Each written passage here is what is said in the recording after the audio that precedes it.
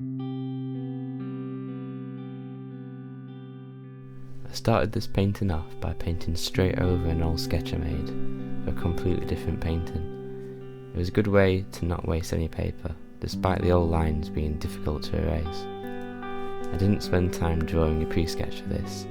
I thought this would help develop a different sort of skill, and it also felt a more relaxed way to paint. The ballerina's outfit was translucent in places, so I painted an undertone of skin colour.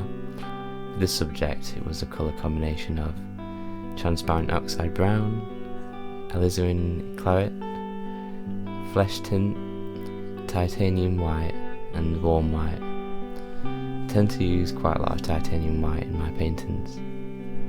I didn't spend too long painting the figure, as it was an attempt to get a vague dimensions of the ballerina, and I knew I was going to paint over with the white outfit anyway. I didn't worry about painting accurate dimensions and angles of her arms until later on in the painting, because with oil paints I feel free to simply paint over parts at a later date to hone in finer details over time.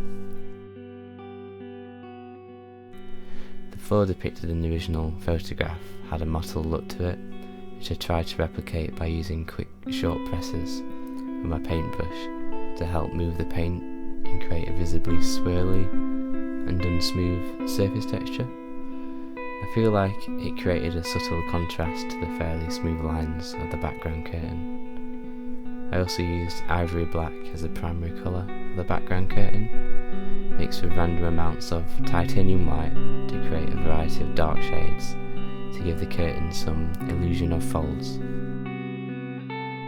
In the original photo, the woman's eyes were looking down at a place on the floor in front of her. However, even on a canvas scale of 16 by 20 inches, I found it difficult to paint such small details. I therefore eventually changed her expression to have closed eyes, which I felt was fitting for the scene anyway.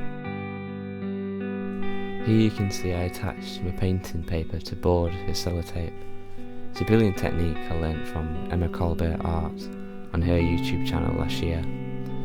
In the 11 years I've been creating art, I haven't thought of this idea before.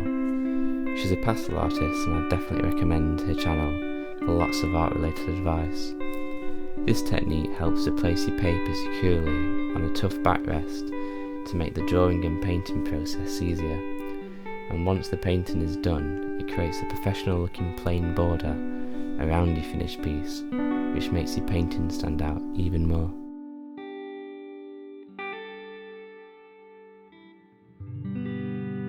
Well, I hope you enjoyed this commentary and that maybe you've learnt something new.